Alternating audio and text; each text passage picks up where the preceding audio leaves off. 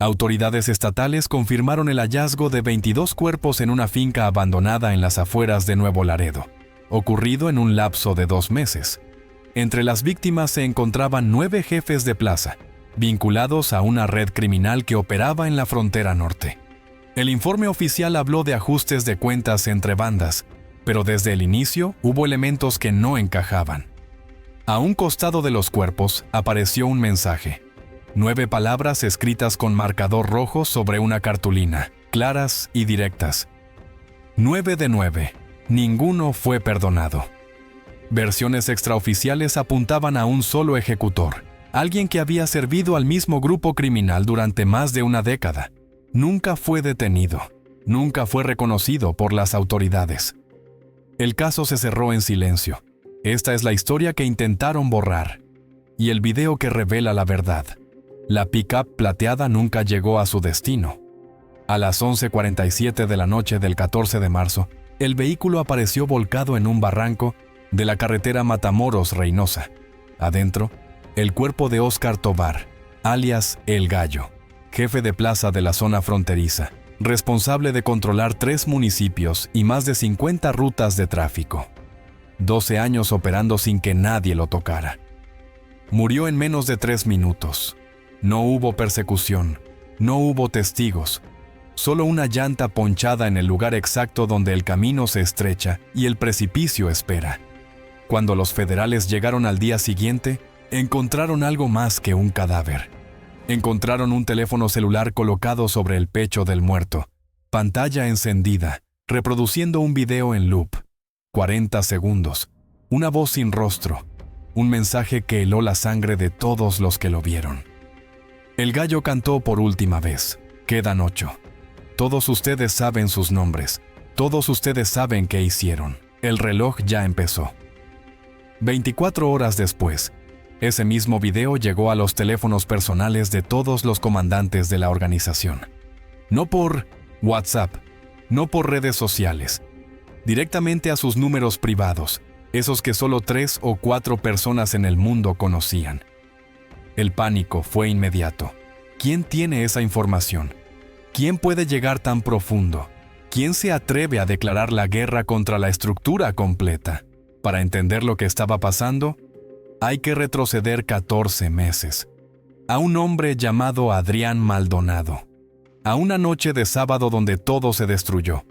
Y a un secreto que 9 personas juraron llevarse a la tumba. Adrián Maldonado tenía 48 años y una vida que muchos envidiaban. Casa en Reynosa, 3 negocios legales, una ferretería, una refaccionaria, un taller mecánico. Suficiente dinero para vivir bien sin llamar la atención. Su esposa, Graciela, manejaba la contabilidad. Su hija Valeria, 22 años, estudiaba diseño gráfico en Monterrey y regresaba cada fin de semana. Lo que nadie sabía, o lo que todos preferían ignorar, era de dónde venía realmente el dinero. Adrián había trabajado 15 años para la organización, no como sicario, como especialista. Adrián era mecánico de profesión, pero su verdadero talento estaba en otra cosa: modificar vehículos. Compartimentos ocultos tan bien hechos que ni los perros los detectaban. Suspensiones reforzadas que aguantaban media tonelada extra sin que el carro se viera diferente. Blindajes ligeros, imposibles de notar a simple vista. Durante década y media, Adrián construyó los mejores escondites del noreste. Los federales jamás encontraron nada en sus trabajos. Los clientes siempre quedaban satisfechos. El cártel lo recompensaba generosamente, y Adrián mantenía las 2 reglas sagradas. Nunca preguntes qué llevan, nunca hables de tu trabajo. Su acuerdo era simple. La organización respetaba su vida familiar. Él respetaba el silencio. Valeria jamás supo a qué se dedicaba su padre realmente. Creía que los negocios iban bien, creía que todo era legal, creía que su familia era normal. Hasta enero de 2024. Ese mes, Adrián cumplió 48 años. También cumplió 15 años trabajando para ellos. Y ese mismo mes, sin previo aviso, le dijeron que ya no lo necesitaban. Los tiempos cambian, compa. Ahora, Matín, hay gente nueva. gente con tecnología que tú no manejas. Ya diste lo que tenías que dar. Adrián no discutió. Sabía que discutir era peligroso. Aceptó su retiro. Pensó en enfocarse en sus negocios legales. Pensó en pasar más tiempo con Graciela. Pensó que finalmente podría vivir tranquilo. Se equivocó. 3 meses después, un sábado de abril, Valeria manejaba de regreso a Reynosa. Había salido tarde de Monterrey después de una exposición en la universidad. Carretera 40, 11 de la noche. Un trayecto que había hecho cientos de veces. Esa noche nunca llegó. Su carro apareció el domingo en la mañana, estacionado en un terreno baldío cerca de Cadereyta. Puertas abiertas, llaves en el contacto, bolsa y teléfono dentro. Pero ni rastro de Valeria. Adrián movió cada contacto que tenía. Llamó a todos los que conocía, ofreció dinero, mucho dinero. Nadie sabía nada, o nadie quería hablar. Los primeros 2 días fueron desesperación pura. Adrián no durmió, no comió. Graciela lloraba sin parar.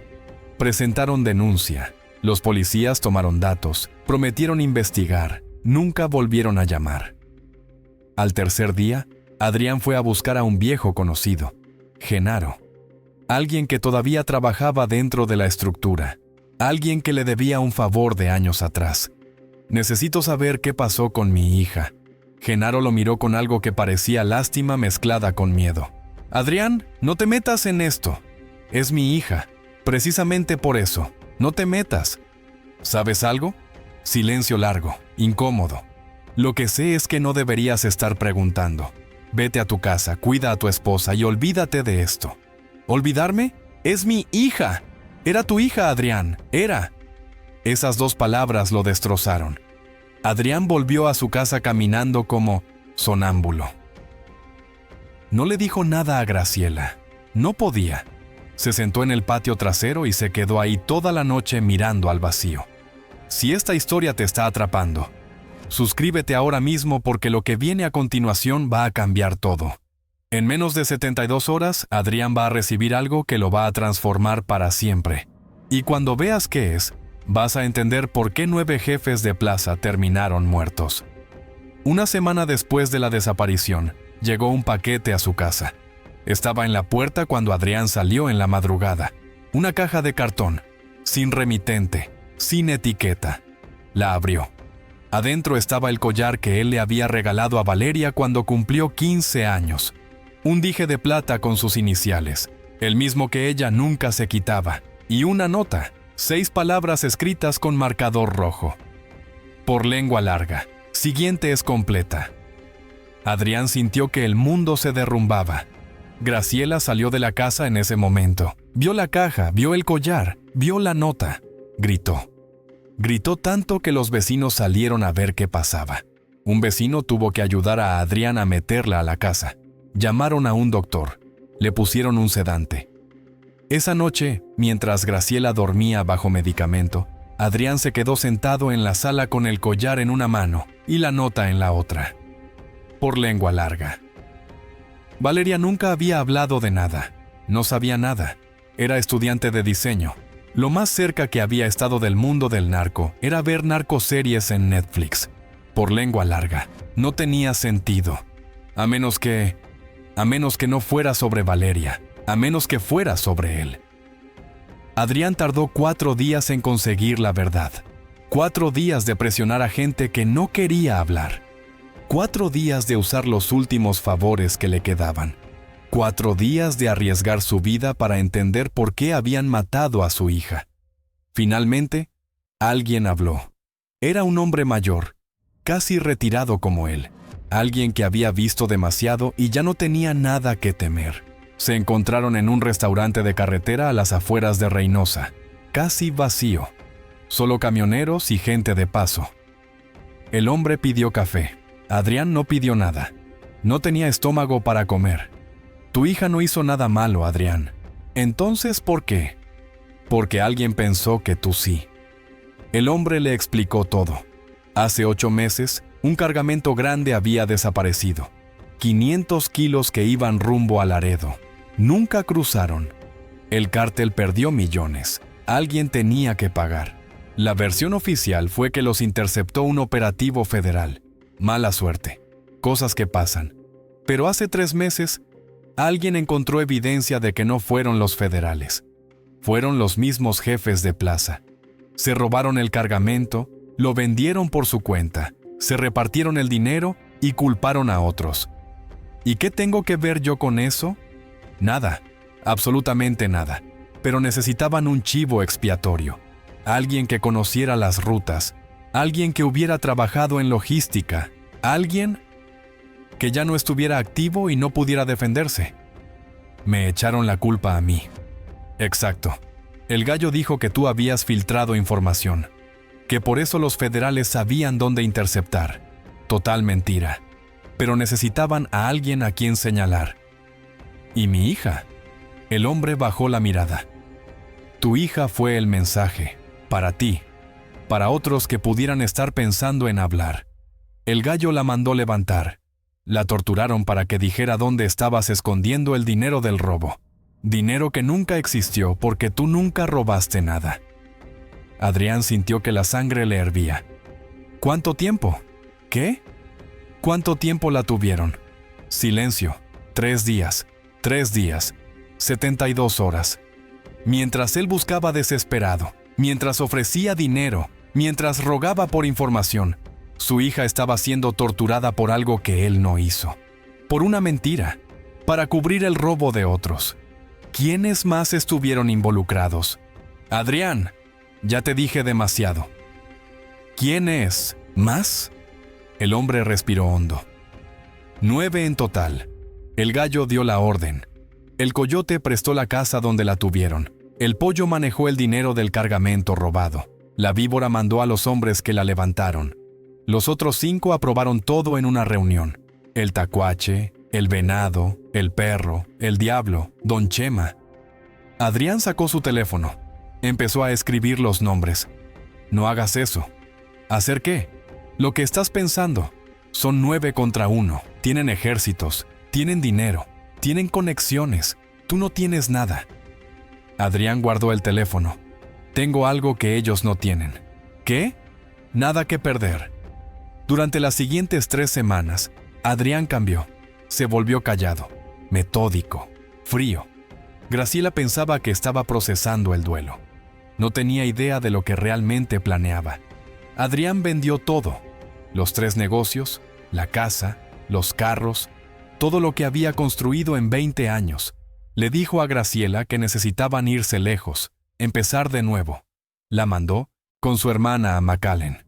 Estaría segura ahí del otro lado. ¿Y tú? Preguntó ella la noche antes de irse. Tengo que cerrar unos asuntos pendientes del negocio. Te alcanzo en 2 semanas. Adrián, me estás mintiendo. Él la miró a los ojos. Te prometo que todo va a estar bien. Fue la última vez que la vio. Una vez solo, Adrián empezó a trabajar. Tenía 3 ventajas que el cártel no esperaba. Primera ventaja, 15 años de información privilegiada. Conocía cada secreto, cada debilidad, cada traición interna. Sabía quién odiaba a quién le debía dinero a quién se estaba robando mercancía, quién tenía amantes, quién tenía problemas de adicción. Todo. Segunda ventaja, contactos dispersos. Gente que le debía favores. Gente que él había ayudado cuando nadie más lo hacía. Mecánicos, choferes, vendedores de refacciones, gente invisible, gente que el cártel nunca tomaba en cuenta. Tercera ventaja, habilidades únicas. Adrián no sabía disparar como francotirador. No sabía pelear como sicario, pero sabía algo más valioso. Sabía cómo funcionaban los carros, cómo modificarlos, cómo hacer que fallaran en el momento exacto, cómo convertir un vehículo en una trampa mortal sin que nadie lo notara. El primer paso fue confirmar la lista. 9 nombres, 9 objetivos. Adrián los escribió en un cuaderno viejo. El gallo dio la orden. El coyote prestó la casa el pollo. Manejó el dinero la víbora. Mandó a los sicarios el tacuache. Aprobó la decisión el venado. Aprobó la decisión el perro. Aprobó la decisión el diablo. Aprobó la decisión Don Chema. Aprobó la decisión. 9 hombres que habían destruido su vida por una mentira. 9 tumbas que iba a acabar con sus propias manos. El segundo paso fue conseguir ayuda. Adrián sabía que no podía hacerlo solo. Necesitaba ojos, necesitaba manos, necesitaba gente dispuesta a morir por algo más grande que ellos mismos. Pero no podía contratar sicarios normales. Cualquiera podía ser informante. Cualquier peso que pagara podía ser su sentencia de muerte. Entonces buscó algo diferente. Buscó a otros como él. Gente que había perdido todo. Gente que vivía con el mismo fuego en las venas. Le tomó 6 semanas encontrarlos. El primero fue Rubén, 35 años, ex militar dado de baja por insubordinación. La verdad era más complicada. Rubén se había negado a participar en una operación encubierta con el cártel. Cuando denunció a sus superiores, lo acusaron de inventar historias.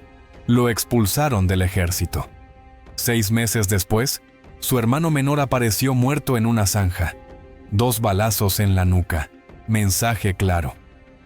Rubén llevaba 2 años trabajando como guardia de seguridad en una plaza comercial. Ganaba el mínimo. Vivía en un cuarto rentado. Esperaba. El día que Adrián lo contactó, Rubén solo hizo una pregunta. ¿Cuándo empezamos? Primero necesito saber si estás dispuesto a morir por esto.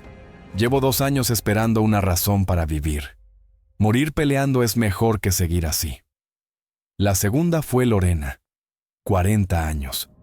Había sido contadora de una empresa de transportes, empresa familiar, 3 camiones que su padre construyó trabajando toda su vida. El cártel llegó a cobrar piso, 10,000 pesos mensuales. Su padre dijo que no, que ese dinero era su retiro, que había trabajado 30 años para ganarlo. Una semana después, los 3 camiones amanecieron quemados. Su padre adentro de uno de ellos. El velador también. Lorena perdió todo esa noche. El negocio, a su padre, su futuro. Cuando Adrián la encontró, trabajaba capturando datos en un call center. Turno nocturno, salario miserable, una vida gris. ¿Puedes conseguir información financiera?, le preguntó Adrián. Depende. ¿De quién? De los 9 hombres que controlan el norte de Tamaulipas. Lorena lo pensó apenas un segundo. Dame sus nombres. El tercero fue Martín, 52 años. Había sido chofer de tráiler durante 20 años. Conocía cada carretera del noreste, cada brecha, cada atajo, cada punto ciego donde las cámaras no llegaban. Su hijo de 19 años fue reclutado a la fuerza. No fue invitación, fue secuestro. Lo agarraron saliendo de la escuela. Lo pusieron a trabajar como halcón. 6 meses después murió en un enfrentamiento. Fuego cruzado.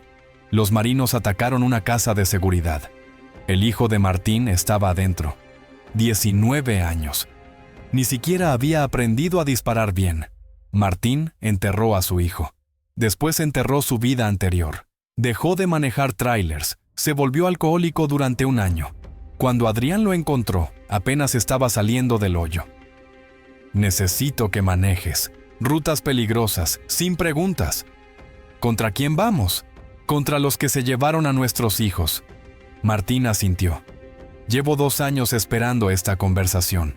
El cuarto fue el más inesperado. El Puma, 26 años. No era víctima del mismo cártel. Era parte de él. O había sido. El Puma había sido sicario durante 4 años. Empezó a los 22. Un chamaco del barrio que necesitaba dinero y no tenía opciones. O eso se decía a sí mismo. Hizo cosas terribles. Cosas que lo seguían cada noche. Cosas que nunca podría borrar. Pero hace 1 año le ordenaron algo que no pudo hacer. Matar a una familia entera.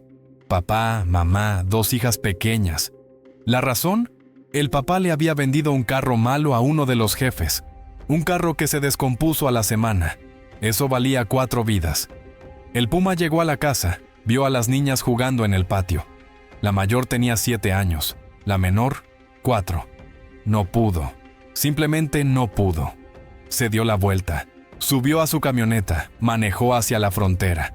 Desertó. Desde entonces vivía escondido, moviéndose cada 2 semanas, trabajando en lo que podía, esperando que lo encontraran. Cuando Adrián lo contactó, el Puma vio una salida. Si me ayudas con esto, te ayudo a desaparecer. Después, tengo contactos que pueden sacarte del país. ¿Y si nos matan antes? Entonces ya no tendrás que esconderte. El Puma sonrió. Era la primera vez que sonreía en meses. Me gusta cómo piensas, viejo. 5 personas contra una organización de cientos. Pero Adrián tenía un plan. No iban a pelear de frente, iban a cazar, uno por uno, en silencio, sin dejar rastro, hasta que no quedara nadie. El 14 de marzo de 2025, todo estaba listo. Adrián reunió al equipo en un taller abandonado en las afueras de Matamoros. Sobre una mesa de metal oxidado había mapas, fotografías, documentos, 15 años de información concentrada en carpetas manchadas y papeles doblados. El primero es el gallo, dijo Adrián. Su voz era diferente ahora, más fría, más dura. Él dio la orden, él empieza. Rubén estudió la foto del objetivo, un hombre de 40 y tantos años, bigote grueso, mirada arrogante. ¿Cómo se mueve? Pickup Ram blindada, nivel 5, 2 escoltas siempre, cambia de rutas constantemente. Contravigilancia profesional. El Puma silbó. Suena imposible. Lo sería si no conociera su debilidad. Adrián sacó otra fotografía. Una cantina vieja en las afueras de Matamoros. Letrero desgastado. Estacionamiento de tierra. El gallo tiene un problema con el alcohol. Cada viernes por la noche va a esta cantina. Siempre la misma. Lleva yendo ahí desde antes de ser jefe de plaza. Es su ritual, su forma de relajarse. ¿Los escoltas entran con él? No, se quedan afuera en la camioneta. El gallo entra solo. Se toma 6 cervezas, exactamente 6. Nunca más, nunca menos. Se queda 2 horas, sale a las 11. Lorena entendió inmediatamente. El punto vulnerable es la salida. Exacto, 11 de la noche. Caminando solo desde la cantina hasta su camioneta. 20 metros de distancia. Iluminación mala. Terreno irregular. Martín señaló el mapa. ¿Y los escoltas no lo cubren? Lo cubren, pero hay un problema. El estacionamiento está en desnivel. Cuando el gallo sale de la cantina, hay un punto donde los escoltas no pueden verlo por 3 segundos. Queda oculto por un poste de luz y un desnivel del terreno. 3 segundos no son suficientes. Para lo que tengo planeado, sí. Adrián desplegó un plano del estacionamiento dibujado a mano. Marcó con una X el punto exacto. Aquí, en este punto ciego, voy a estar esperándolo. El plan era peligroso, casi suicida, pero tenía algo que los otros no esperaban: simplicidad. Nada de tiroteos, nada de explosivos, solo un hombre esperando en la oscuridad con una herramienta de mecánico. Un gato hidráulico modificado. Silencioso, mortal, efectivo. El viernes 14 de marzo, Adrián llegó a la cantina a las 6 de la tarde, 4 horas antes de que el gallo apareciera. Se estacionó 2 cuadras lejos, caminó hasta el lugar como cualquier cliente más. Entró, pidió una cerveza, se sentó en una mesa del fondo, observó todo. La ubicación de las cámaras, las salidas, los clientes habituales. El cantinero. Nadie le prestó atención, era invisible. Un hombre común tomando cerveza un viernes. A las 9 de la noche, Adrián salió. Caminó hacia el estacionamiento. Buscó el punto exacto que había marcado en su plano. El poste de luz, el desnivel, el ángulo ciego. Se agachó detrás de un carro abandonado y esperó. A las 9:47, la pickup blindada del gallo llegó al estacionamiento. Se estacionó en el mismo lugar de siempre, cerca de la entrada, fácil de vigilar. El gallo bajó. Los 2 escoltas se quedaron dentro del vehículo con los motores encendidos. El gallo entró a la cantina, saludó al cantinero como viejo amigo, pidió su primera cerveza, se sentó en la barra, solo, como siempre. Adrián respiró profundo. Ahora solo había que esperar. Las 2 horas pasaron como siglos. Adrián no se movió. No hizo ruido, apenas respiraba. Podía escuchar su propio corazón latiendo. Podía sentir el sudor frío en su espalda a pesar del aire fresco de la noche. A las 11:03, la puerta de la cantina se abrió. El gallo salió. Caminaba con paso seguro pero ligeramente torpe. 6 cervezas, como siempre. Suficiente para relajarlo, no suficiente para emborracharlo. Caminó hacia su pick-up, 20 metros de distancia. Los escoltas lo veían desde adentro del vehículo. Atentos, profesionales. 15 metros, 10 metros. El gallo llegó al punto exacto. El poste de luz proyectaba su sombra. El desnivel del terreno lo ocultaba de la vista directa de los escoltas por exactamente 3 segundos. Adrián salió de su escondite. El gallo lo vio demasiado tarde. Abrió la boca para gritar. No tuvo tiempo. Adrián no usó pistola, no usó cuchillo. Usó algo mucho más silencioso. El gato hidráulico modificado golpeó la base del cráneo con precisión quirúrgica. El sonido fue apenas audible, un golpe seco, controlado. El gallo se desplomó sin emitir sonido. Adrián lo arrastró detrás del carro abandonado. Todo había tomado 2 segundos. Cuando los escoltas recuperaron la línea de visión, el gallo simplemente había desaparecido. Esperaron 5 segundos, 10, 15. «¿Jefe?», gritó uno de ellos bajando la ventana. Silencio. Los 2 escoltas se miraron. Algo estaba mal. Bajaron de la camioneta. Caminaron hacia donde habían visto a el gallo por última vez. Sacaron sus armas. Alertas. «¡Jefe!». Encontraron el cuerpo detrás del carro abandonado. El gallo con los ojos abiertos mirando al cielo. Muerto. Los escoltas se volvieron en todas direcciones buscando al atacante. Demasiado tarde. Adrián ya había salido del estacionamiento. Caminaba por la calle lateral mezclándose con la gente. Invisible otra vez. Solo un hombre más caminando un viernes por la noche. Pero antes de irse, había dejado algo. Un teléfono celular colocado sobre el pecho del gallo. Pantalla encendida. Reproduciendo un video. Los escoltas lo vieron. Lo recogieron. Vieron el video. 40 segundos. Una silueta oscura. Voz distorsionada. Un mensaje. El gallo cantó por última vez. Quedan 8. Todos ustedes saben sus nombres. Todos ustedes saben qué hicieron. El reloj ya empezó. La noticia explotó al día siguiente. El jefe de plaza de la zona fronteriza, muerto en el estacionamiento de una cantina. Sin disparos, sin testigos, sin explicación. Al principio, la organización pensó que era un ataque de un cártel rival. El Golfo quizás, o una facción interna buscando poder. Pero el video cambió todo. Todos ustedes saben qué hicieron. Esas palabras significaban que no era un ataque externo. Era personal, alguien de adentro, alguien que sabía cosas. Los 8 líderes restantes se reunieron de emergencia en una casa de seguridad en Reynosa. El ambiente era tenso. Nadie confiaba en nadie. «¿Quién tiene mi número personal?», preguntó el pollo, el que manejaba las finanzas. «¿Quién puede mandar un video directamente a mi teléfono?». «Alguien que trabajó con nosotros», respondió Don Chema, el mayor del grupo. «Alguien que conoce la estructura». «¿Pero quién? ¿Y por qué ahora?». El coyote, el que había prestado la casa donde torturaron a Valeria, fue el primero en hacer la conexión. El mecánico, Adrián Maldonado, el que acusamos del robo del cargamento. ¿El que perdió a la hija? Ese mismo. Silencio incómodo. «Pensé que ese asunto estaba cerrado», dijo la víbora. «Estaba cerrado. La muchacha está muerta. Fin del problema». «Pues claramente no es el fin», respondió el tacuache señalando su teléfono donde todavía estaba el video. Don Chema golpeó la mesa. «Si es Adrián, estamos en problemas.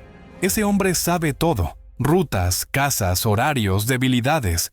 15 años trabajando con nosotros. Lo sabe todo». «Un mecánico solo no puede hacer esto», dijo el venado. «Tuvo que tener ayuda. Entonces averigüen quién lo está ayudando y encuéntrenlo antes de que nos encuentre a nosotros». Esa misma noche pusieron precio a la cabeza de Adrián.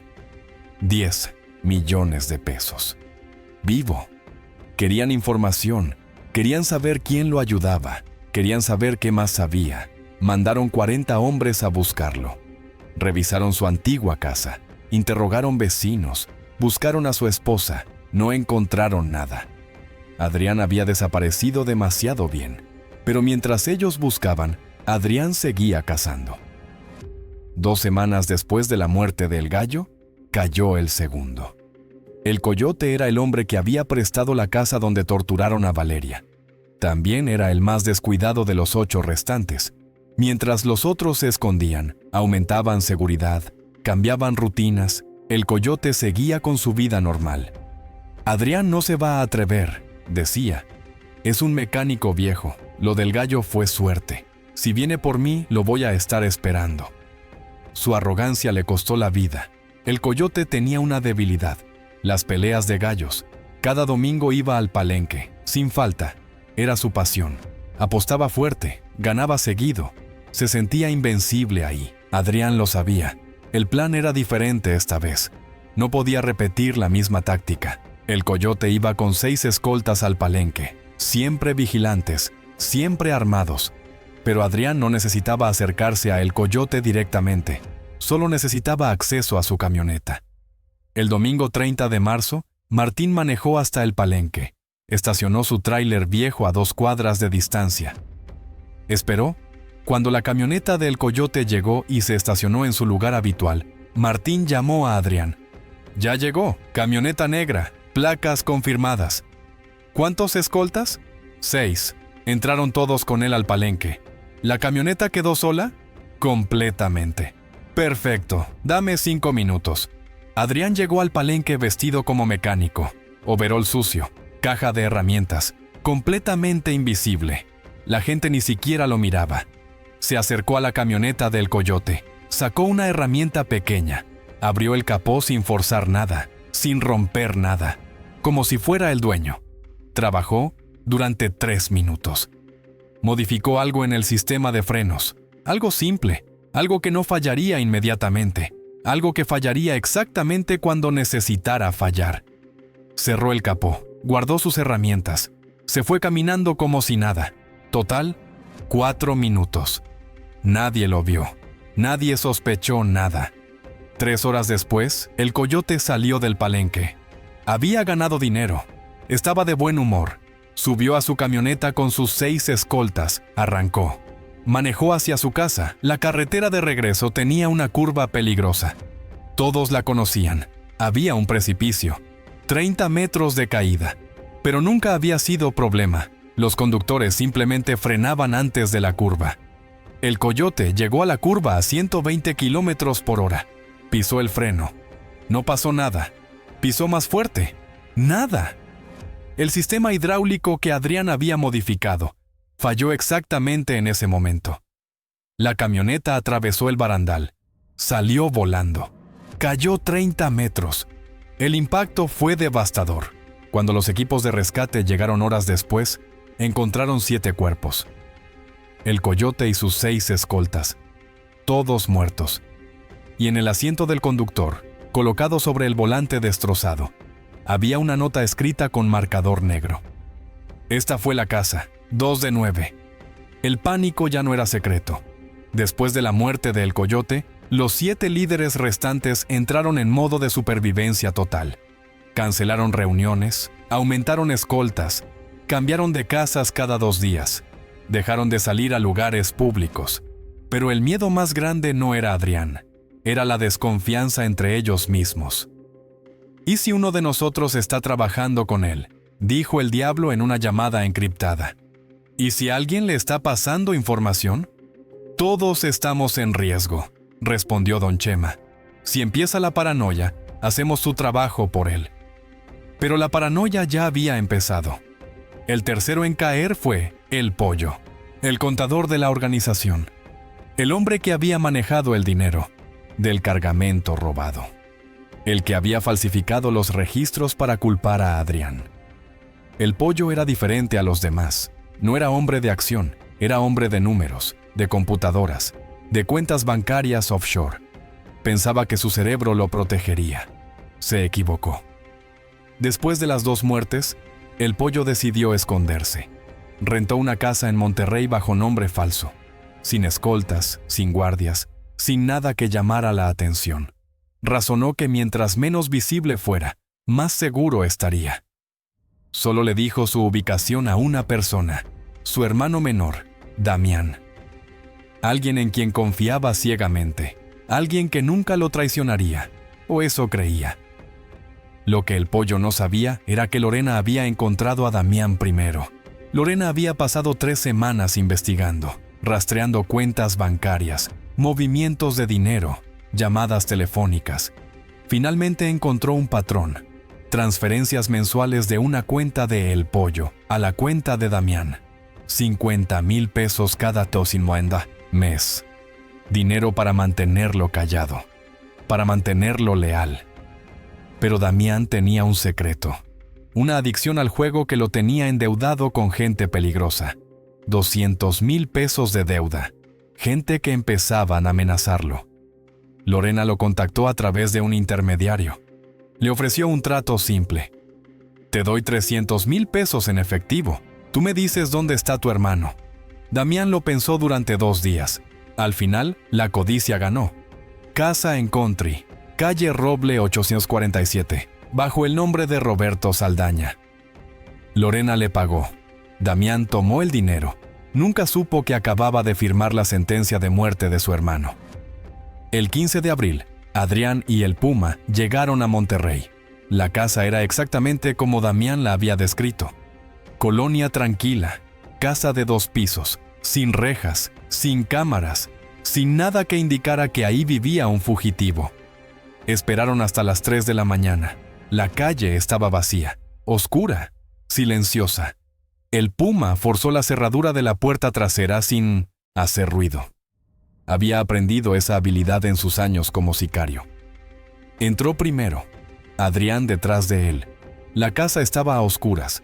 Subieron las escaleras lentamente, paso por paso, sin hacer crujir la madera. El pollo estaba dormido en el cuarto principal, solo, desprotegido, soñando quizás que estaba a salvo. El Puma lo despertó tapándole la boca. El pollo abrió los ojos.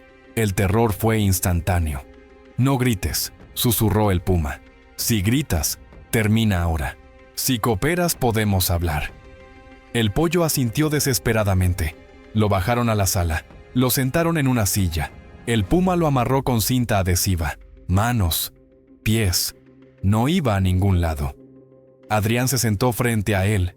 Encendió una lámpara pequeña, la única luz en toda la casa. ¿Sabes quién soy? El pollo lo reconoció inmediatamente.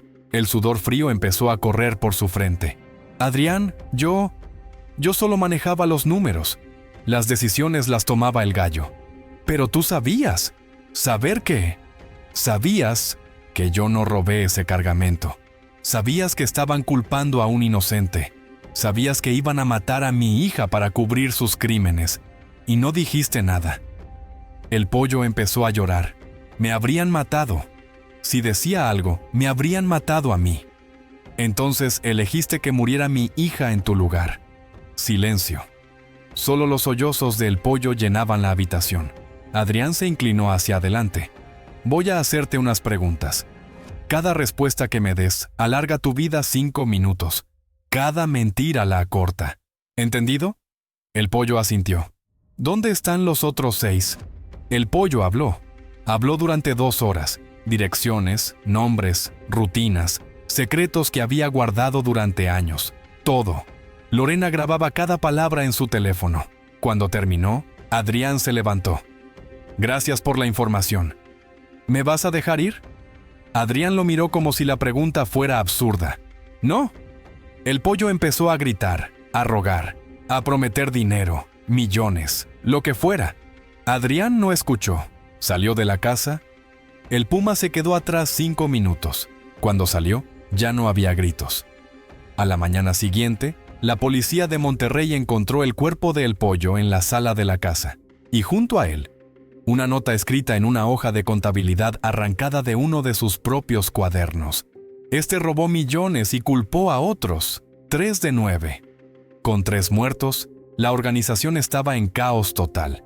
Los 6 restantes, la víbora, el tacuache, el venado, el perro, el diablo y Don Chema, ya no confiaban en nadie, ni siquiera entre ellos. Pero uno de ellos decidió actuar. La víbora, el que había mandado al equipo que secuestró a Valeria, era el más violento de todos.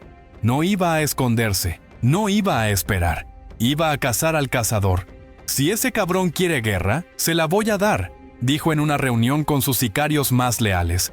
Quiero que encuentren a su esposa, a sus hermanos, a sus primos, a quien sea, y cuando los encuentren, los traen vivos. Vamos a hacer que Adrián venga a nosotros. El problema era que Adrián ya no tenía familia accesible. Graciela estaba en Estados Unidos. Sus padres habían muerto años atrás, no tenía hermanos, no tenía primos cercanos. Pero la víbora encontró algo mejor. Damián, el hermano de El Pollo, el que había vendido la ubicación de su hermano por 300,000 pesos. Los sicarios de la víbora lo levantaron una noche cuando salía de un casino en Monterrey. Lo interrogaron. Damián, aterrado, confesó todo. Cómo una mujer lo había contactado, cómo le había pagado por información, cómo había traicionado a su hermano. ¿Cómo se llamaba la mujer? No lo sé. Nunca me dijo su nombre. ¿Cómo la contactaste?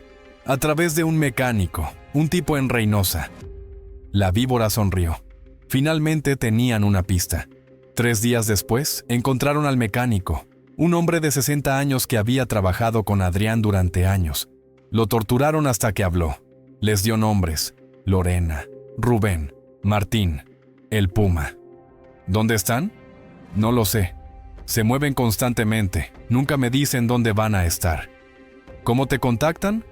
Por teléfono, números que cambian cada semana. No era suficiente, pero era algo. La víbora decidió cambiar de táctica. Si no podía encontrar al equipo de Adrián, iba a obligarlos a salir. El 25 de abril, un comando de 20 hombres llegó a Reynosa. Fueron casa por casa en el antiguo barrio de Adrián, preguntando, amenazando, dejando un mensaje claro. Díganle a Adrián Maldonado que tiene una semana para entregarse. Si no, empezamos a matar a sus vecinos, 1 por día, empezando con los niños. El mensaje llegó a Adrián esa misma noche. Un video enviado a su teléfono. La víbora hablando directamente a la cámara. Adrián, sé que vas a ver esto. Tienes una semana. Te entregas o la gente de tu barrio empieza a morir, y va a ser tu culpa. Cada niño muerto va a tener tu nombre. Adrián vio el video 3 veces. La rabia le hervía en las venas. Pero esta vez era diferente. No era solo rabia, era algo más frío, más calculado. Esa noche reunió a su equipo en un motel de carretera a las afueras de Nuevo Laredo. Quieren que salga, que me exponga. Es una trampa obvia, dijo Rubén. Lo sé. Si vas, te matan. No voy a ir. Entonces, ¿qué vamos a hacer? No podemos dejar que maten gente inocente. Adrián sacó un mapa, lo desplegó sobre la cama del motel. Vamos a hacer algo diferente. Vamos a atacar a los 6 al mismo tiempo. Silencio. Todos lo miraron como si estuviera loco. Es imposible, dijo Martín. Somos 5 contra 6 objetivos en diferentes ubicaciones. No vamos a atacarlos directamente. Vamos a hacer que se ataquen entre ellos. ¿Cómo? Adrián sonrió. Era la primera vez que sonreía en meses, con algo que el pollo me dijo antes de morir. Los 6 restantes están paranoicos. Creen que hay un traidor entre ellos. Vamos a confirmar sus sospechas. Durante los siguientes 3 días, Lorena trabajó sin parar. Usando la información que el pollo había dado, hackeó los teléfonos de los 6 líderes restantes. Después empezó a mandar mensajes falsos que parecían venir de uno de ellos. Un mensaje del teléfono de la víbora al teléfono de El Tacuache. Necesitamos hablar. Sé que fuiste tú el que dio la ubicación del pollo. Nos vemos mañana o te encuentro. Un mensaje del teléfono de Don Chema al teléfono del venado. ¿Cuánto te está pagando Adrián? ¿O ya te olvidaste que tengo fotos de lo que hiciste en Matamoros? Un mensaje del teléfono del diablo al teléfono del perro. Los demás ya saben. Tienes 24 horas para desaparecer o te desaparecemos nosotros. Cada mensaje diseñado para sembrar desconfianza, para crear paranoia, para hacerlos dudar. Y funcionó. El tacuache, creyendo que la víbora lo había amenazado, mandó sicarios a investigar. La víbora, sin saber de qué mensaje hablaban, pensó que el tacuache lo estaba traicionando. Don Chema, al ver que el venado no respondía, asumió lo peor. El diablo y el perro directamente se declararon la guerra. En menos de 48 horas, la organización estaba en guerra interna.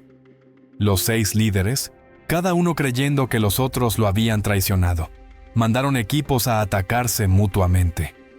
El 29 de abril, un convoy de El Tacuache emboscó una casa de seguridad de la víbora. 8 muertos. El 30 de abril, sicarios de Don Chema atacaron un negocio de El Venado. 12 muertos. El 1 de mayo, hubo un enfrentamiento masivo entre gente del Diablo y el Perro en plena carretera. 23 muertos. Y mientras ellos se mataban entre sí, Adrián observaba desde lejos, esperando el momento perfecto. Ese momento llegó el 3 de mayo. Los 6 líderes, desesperados, decidieron reunirse en persona, cara a cara, para resolver sus diferencias antes de que la organización se destruyera completamente. La reunión sería en un rancho aislado a 30 kilómetros de Miguel Alemán. Neutral. Privado. Seguro. O eso pensaban. Lo que no sabían era que Lorena había interceptado la comunicación. Tenía la ubicación exacta, la hora exacta y el número exacto de personas que estarían ahí. Adrián reunió a su equipo una última vez. Mañana terminamos esto. Los 6 van a estar juntos en el mismo lugar. Es nuestra única oportunidad. ¿Cuántos hombres van a llevar?, preguntó Rubén. Según la información, cada uno va con 5 escoltas. Esos son 30 sicarios más los 6 líderes. 36 en total. Contra 5.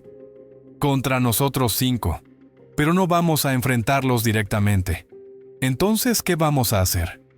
Adrián desplegó los planos del rancho que había conseguido años atrás, cuando él mismo había ayudado a comprarlo para la organización. Vamos a hacer lo que hago mejor. Vamos a convertir ese rancho en una trampa. El 4 de mayo amaneció nublado. Cielo gris. Aire pesado. Como si la naturaleza misma supiera lo que iba a pasar. Adrián y su equipo llegaron al rancho a las 4 de la mañana, 12 horas antes de la reunión.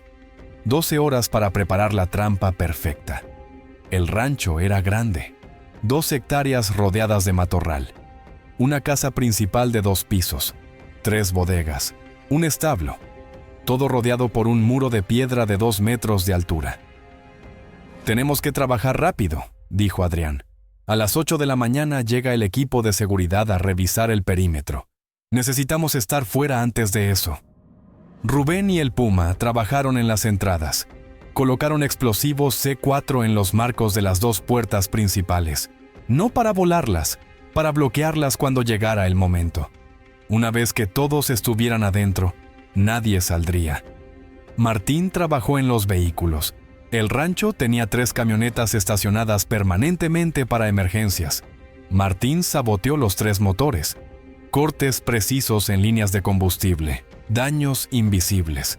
Cuando alguien intentara arrancarlas, no encenderían. Lorena instaló inhibidores de señal, pequeños dispositivos que bloqueaban comunicaciones celulares. Una vez activados, nadie podría pedir refuerzos, nadie podría hacer llamadas de emergencia. Adrián trabajó en lo más importante, el sistema eléctrico y el suministro de agua. El rancho tenía un generador de emergencia en caso de que cortaran la luz. Adrián lo desactivó sin que se notara. También contaminó el tinaco de agua con un sedante veterinario, el mismo que habían usado antes. A las 7:30 de la mañana todo estaba listo. El equipo salió del rancho sin dejar rastro. Se posicionaron en las colinas circundantes, Rubén con rifle de largo alcance, Martín con el vehículo de escape, Lorena monitoreando frecuencias de radio, el Puma y Adrián supervisando todo. A las 8 llegó el equipo de seguridad. 4 hombres. Revisaron el perímetro, Buscaron explosivos, buscaron micrófonos, buscaron cámaras. No encontraron nada porque no estaban buscando lo correcto. A las 2 de la tarde empezaron a llegar los convoyes. El primero fue Don Chema con 5 escoltas. El segundo fue el Tacuache, también con 5. Después la Víbora, el Venado, el Perro, el Diablo. Cada uno con su equipo. A las 4 de la tarde, todos estaban adentro del rancho. 36 personas. Los 6 líderes en la casa principal discutiendo. Los 30 sicarios dispersos por el rancho. Algunos en las bodegas, otros en el establo, otros vigilando el perímetro. Adrián esperó hasta las 6 de la tarde. Quería que oscureciera. Quería que estuvieran cansados. Quería que bajaran la guardia. A las 6:15, Lorena activó los inhibidores de señal. Las comunicaciones se cortaron. Los sicarios intentaron usar sus radios. Nada. Intentaron llamar por celular. Sin señal. Debe ser el clima, dijo uno de ellos mirando las nubes grises. A veces pasa aquí. No sospecharon nada. A las 6:30, Adrián cortó la electricidad desde el transformador externo que alimentaba el rancho. Todo quedó a oscuras. Los sicarios esperaron que el generador de emergencia arrancara automáticamente. No arrancó. «Vayan a checar el generador», gritó uno de los guardias. 3 hombres fueron a la bodega donde estaba el generador. Trataron de arrancarlo manualmente. No funcionaba. No entendían por qué. Mientras tanto, adentro de la casa, los 6 líderes empezaban a ponerse nerviosos. ¿Por qué no hay luz? El generador debería haber arrancado ya. Esto no me gusta. Don Chema, el más viejo, fue el primero en entender. Es una trampa. Salgan, salgan ahora. Pero era demasiado tarde. Rubén activó los explosivos en las puertas. Las detonaciones fueron pequeñas, controladas, pero suficientes. Los marcos de las puertas se colapsaron. Escombros bloquearon las salidas principales. Los sicarios corrieron hacia las camionetas. Intentaron arrancarlas. Nada. Motores muertos. El pánico comenzó. «¡Estamos atrapados! ¿Quién nos encerró? Hay que saltar el muro». Algunos intentaron escalar el muro de 2 metros. Rubén abrió fuego desde las colinas. Disparos precisos, no para matar a todos, solo para mantenerlos dentro, para sembrar el caos. Los sicarios respondieron disparando hacia las colinas, hacia la oscuridad, sin saber exactamente dónde estaban los atacantes. Adentro de la casa, los 6 líderes entendieron finalmente lo que estaba pasando. «Es Adrián», susurró la Víbora. «Nos encerró aquí. ¿Cuántos hombres tiene?» «No importa. Tenemos que salir». Intentaron romper ventanas. Intentaron derribar paredes, pero la casa estaba construida sólidamente, piedra y concreto. No iba a caer fácilmente. Mientras tanto, afuera, algo más estaba pasando. El agua contaminada que habían bebido durante las últimas horas empezaba a hacer efecto. Los sicarios, uno por uno, comenzaban a sentirse mareados, débiles, confundidos. Algunos se desplomaron, otros apenas podían sostener sus armas. A las 7:30, Adrián dio la orden final.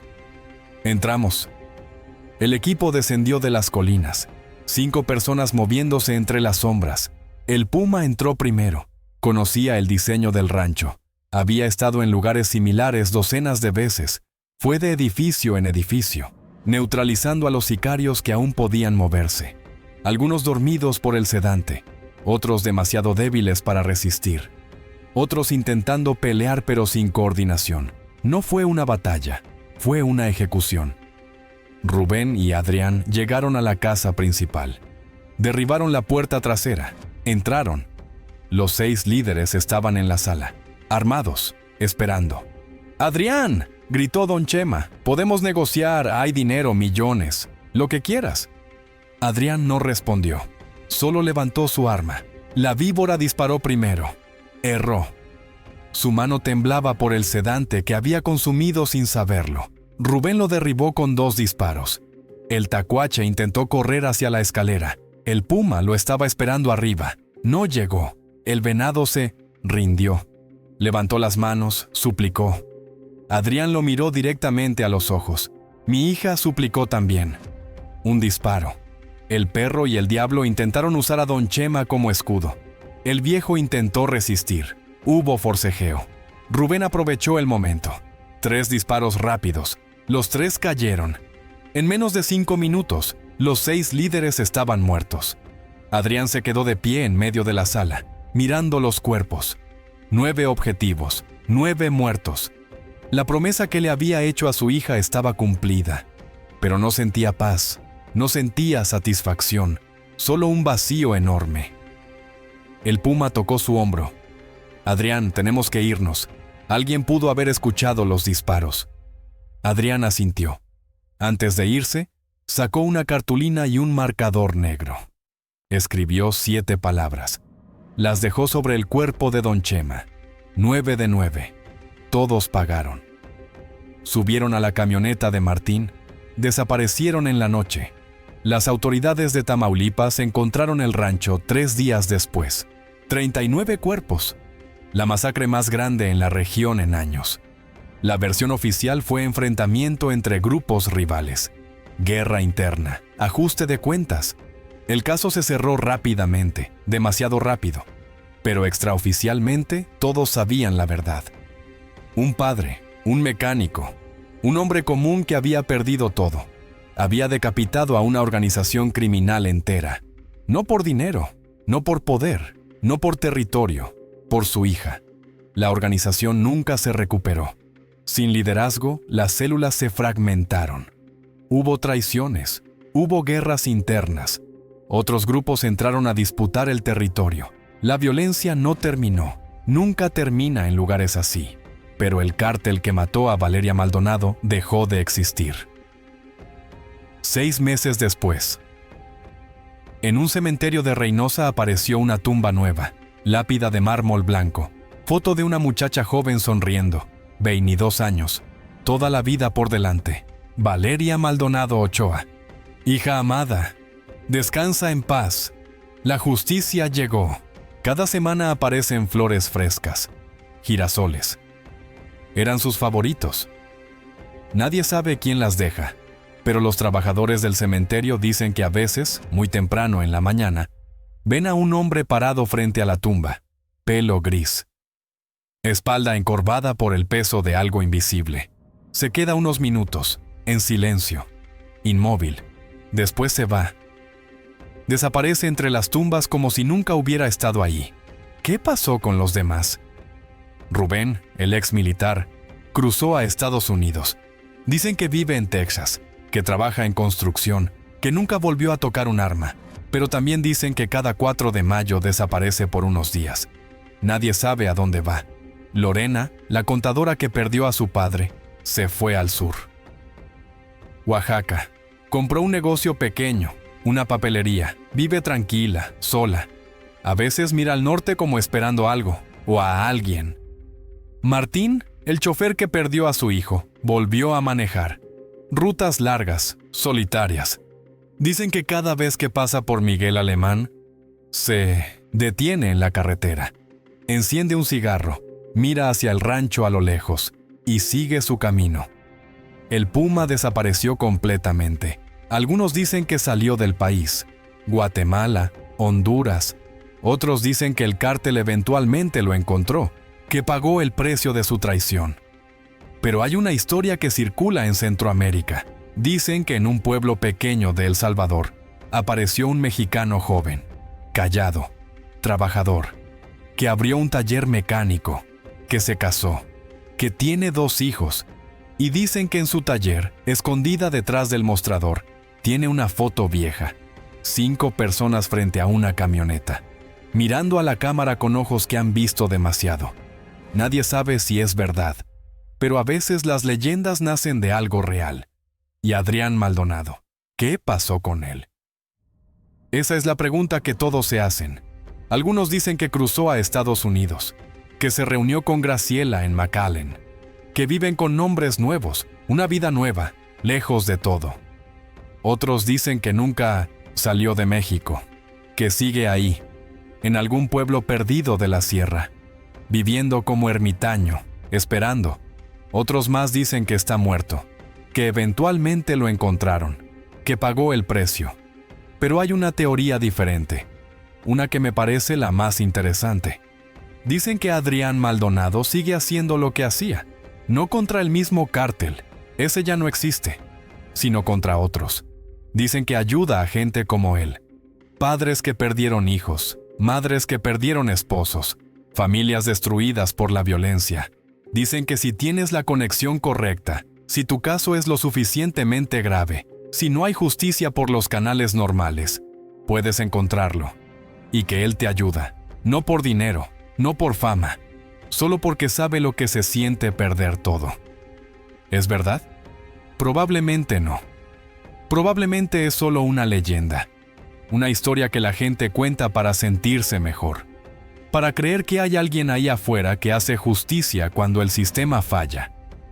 Pero a veces las leyendas existen por una razón, y a veces en México, la justicia llega por caminos que nadie espera. Esta historia no tiene un final feliz, no hay redención, no hay paz. Solo un padre que perdió todo y que hizo pagar a los responsables. ¿Estuvo bien lo que hizo? No lo sé. ¿Fue justicia? Tampoco lo sé. Lo único que sé es que cuando le quitas a alguien lo único que le importa en la vida, cuando destruyes su mundo, creas algo peligroso. Creas a alguien que no tiene absolutamente nada que perder. Y no hay enemigo más peligroso que ese. La próxima vez que escuches de un cártel cobrando cuotas, secuestrando inocentes, destruyendo familias, recuerda esta historia. Recuerda a Adrián Maldonado. Recuerda a Valeria. Y recuerda la nota que encontraron en aquel rancho de Miguel Alemán. 9 de 9. Todos pagaron. Si llegaste hasta aquí, significa que esta historia te impactó tanto como a mí cuando la investigué. Y eso me dice algo de ti. Te gustan las historias reales. Las que no, salen en los noticieros. Las que la gente tiene miedo de contar. Quieres entender qué pasa detrás de los titulares, quién está involucrado. ¿Por qué tomaron las decisiones que tomaron? No te conformas con la versión oficial. Quieres la verdad, aunque sea incómoda. Pues déjame decirte algo. Este canal está lleno de historias así, casos que nadie más se atreve a documentar, verdades que incomodan, secretos que alguien quería mantener enterrados.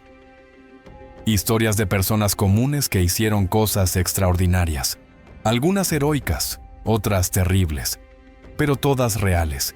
Cada semana subimos un nuevo caso, investigado a fondo, narrado con respeto, sin censura innecesaria pero sin morbo tampoco. Si no quieres perderte ninguna, ya sabes qué hacer. Dale clic al botón de suscribirse que está aquí abajo. Activa la campana de notificaciones para que YouTube te avise cuando subamos video nuevo. Y déjanos un comentario diciendo qué te pareció esta historia. Tu apoyo es lo que hace posible que sigamos investigando y contando estas historias. Y si conoces a alguien a quien le gustaría este contenido, compártele el video. Entre más seamos, más historias podemos contar. Nos vemos en el próximo caso.